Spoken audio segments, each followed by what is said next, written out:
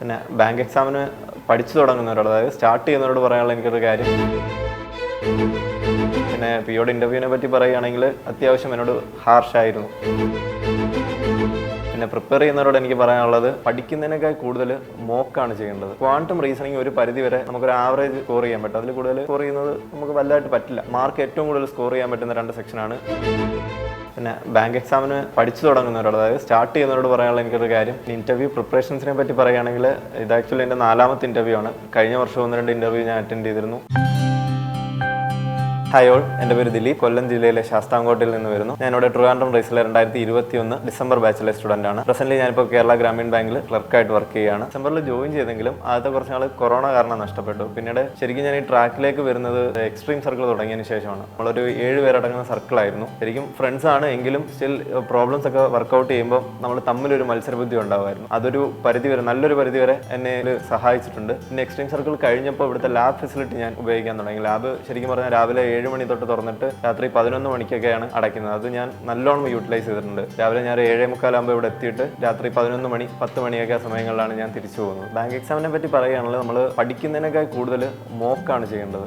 ഞാനും ആ ഒരു രീതി തന്നെയാണ് ഫോളോ ചെയ്തുകൊണ്ടിരുന്നത്. കൂടുതലും മോക്ക് ചെയ്തു. പ്രധാനമായിട്ടും എനിക്ക് ക്വാണ്ട് ഞാൻ അത്യാവശ്യം സ്ട്രോങ് ആയിരുന്നു. പിന്നെ റീസണിങ് ഞാൻ അത്യാവശ്യം നല്ല വീക്കായിരുന്നു. അതുകൊണ്ട് തന്നെ ഞാൻ കൂടുതൽ മോക്ക് ചെയ്തു. റീസണിങ് പ്രോബ്ലംസ് കൂടുതലായിട്ട് സോൾവ് ചെയ്തു. പിന്നെ പറയുകയാണെങ്കിൽ ഇംഗ്ലീഷ്, ബാങ്ക് എക്സാമിന് ക്വാണ്ടം റീസണിങ് ഒരു പരിധി വരെ നമുക്കൊരു ആവറേജ് സ്കോർ ചെയ്യാൻ പറ്റും, അതിൽ കൂടുതൽ സ്കോർ ചെയ്യുന്നത് നമുക്ക് വലുതായിട്ട് പറ്റില്ല. പക്ഷെ നമുക്ക് മാർക്ക് ഏറ്റവും കൂടുതൽ സ്കോർ ചെയ്യാൻ പറ്റുന്ന 2 സെക്ഷനാണ് ഇംഗ്ലീഷും കറണ്ട് അഫയേഴ്സും. ഇത് രണ്ടും സ്ട്രോങ് ആയി കഴിഞ്ഞാൽ ഒരു പരിധി വരെ എല്ലാവർക്കും ഇത് പെട്ടെന്ന് ക്രാക്ക് ചെയ്യാവുന്നതേ ഉള്ളൂ. കറണ്ട് അഫയേഴ്സിന് ഞാൻ ഫോളോ ചെയ്തത്, ഞാൻ ഒരു ഗ്രൂപ്പ് ഉണ്ടാക്കി. ആദ്യം 1-2 ഫ്രണ്ട്സുമായിട്ട് ചേർന്നിട്ടൊരു ഗ്രൂപ്പ് ഉണ്ടാക്കിയിട്ട് നമ്മൾ പറഞ്ഞു പഠിക്കുകയാണ് ചെയ്തത്. കറണ്ട് അഫയേഴ്സ് ഓരോ ഡെയിലി ഉള്ള കറണ്ട് അഫയേഴ്സ് എഴുതി പോയിട്ട് അത് അങ്ങോട്ടും ഇങ്ങോട്ടും പറഞ്ഞു പഠിക്കുകയാണ് ചെയ്തത്. പിന്നെ ഇംഗ്ലീഷിന് ഈ പറയുന്ന പോലെ ന്യൂസ് പേപ്പർ വായിക്കുക, പിന്നെ നമ്മൾ ചെയ്യുന്ന മോക്കിൽ നിന്ന് റിപ്പീറ്റഡ് ആയിട്ട് വരുന്ന ക്വസ്റ്റ്യൻസ് എഴുതിയെടുക്കുക, അതൊരു കാണാതെ പഠിച്ച് ഗ്രാമറൊക്കെ നല്ല വൃത്തിക്ക് പഠിക്കുക. ആ ഒരു രീതിയാണ് ഞാൻ ഫോളോ ചെയ്തത്. 2022 ഞാൻ എൻ്റെ ഫസ്റ്റ് റൗണ്ട് ഓഫ് എക്സാംസ് എഴുതി തുടങ്ങുന്നത്. അതിൽ ഓൾറെഡി ഒരുവിധപ്പെട്ട പ്രിലിംസ് എല്ലാം ഞാൻ ക്ലിയർ ചെയ്തിരുന്നു. അപ്പോൾ തന്നെ എനിക്ക് ഒരു ഉറപ്പായി ഇത് കിട്ടും, സിനിമകളോട് നിന്ന് കിട്ടും. പക്ഷേ മെയിൻസ് എല്ലാം എനിക്ക് 1-2 മാർക്കിനാണ് പോയി തുടങ്ങി. അതുകൊണ്ട് തന്നെ ഞാൻ ജസ്റ്റ് നോക്കിയപ്പോൾ എനിക്ക് മനസ്സിലായി റീസണിങ് ആണ് എനിക്ക് കൂടുതൽ മാർക്ക് പോകുന്നത്. അപ്പോൾ അതിനുള്ള വർക്കുകൾ ഞാൻ ചെയ്തു. അങ്ങനെ 23 എക്സാമുകളെല്ലാം എഴുതി. ഇപ്പോൾ ഒരുവിധമുള്ള റിസൾട്ട് വന്നുകൊണ്ടിരിക്കുന്നു, ഒരുവിധമുള്ളതെല്ലാം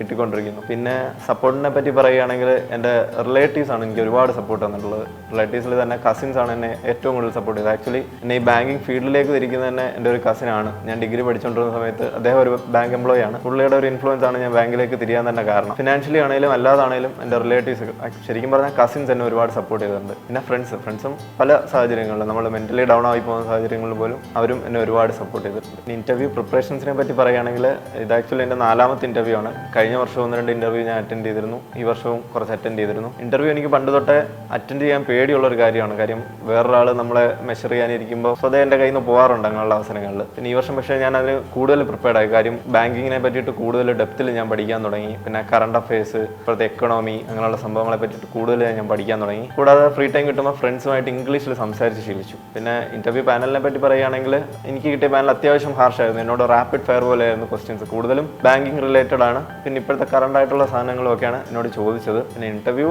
അറ്റൻഡ് ചെയ്ത് കഴിഞ്ഞപ്പോൾ എനിക്ക് വലിയ ഹോപ്പില്ലായിരുന്നു. സ്റ്റിൽ മെയിൻസ് ഞാൻ നല്ല വൃത്തിക്ക് അറ്റൻഡ് ചെയ്തിട്ടുണ്ടായിരുന്നു. അതിൻ്റെ ഒരു ചെറിയ ഹോപ്പ് ഉണ്ടായിരുന്നു. എന്തായാലും റിസൾട്ട് വന്നപ്പോൾ കിട്ടി, അതിൽ വളരെ സന്തോഷം. പിന്നെ എല്ലാവരും ചോദിക്കും എക്സാം ടൈമിലൊക്കെ ഞാൻ എത്രത്തോളം കോൺഫിഡൻ്റ് ആയിരുന്നു എന്നുള്ളത്. ശരിക്കും പറഞ്ഞാൽ എൻ്റെ സ്വന്തം കോൺഫിഡൻസ് അളന്നു നോക്കാനുള്ള സമയം പോലും എനിക്ക് ആ ടൈമിലൊന്നും കിട്ടിയിട്ടുണ്ടെങ്കില്ല. കാര്യം ഫുള്ള് നമ്മൾ പഠിത്തം ആ ഒരു ട്രാക്കിലായിരുന്നു. പിന്നെ പ്രിപ്പയർ ചെയ്യുന്നവരോട് എനിക്ക് പറയാനുള്ളത്, ശരിക്കും പറഞ്ഞാൽ നമ്മൾ ജെന്യൂൻ ആയിട്ട് ആഗ്രഹിച്ച് നല്ലോണം ഹാർഡ് വർക്ക് ഇട്ട് കഴിഞ്ഞാൽ ഉറപ്പായിട്ടും കിട്ടാവുന്നേ ഉള്ളൂ. നല്ല വർക്ക് കൊടുത്തു കഴിഞ്ഞാൽ ഉറപ്പായിട്ടും എന്തെങ്കിലും ഒരിക്കൽ റിസൾട്ട് കിട്ടും. പിന്നെ ബാങ്ക് എക്സാമിന് പഠിച്ചു തുടങ്ങുന്നവരോട്, അതായത് സ്റ്റാർട്ട് ചെയ്യുന്നവരോട് പറയാനുള്ള എനിക്കൊരു കാര്യം, പ്രിലിംസ് സമയത്തെ കറണ്ട് അഫയേഴ്സൂടെ നോക്കി പോവുക.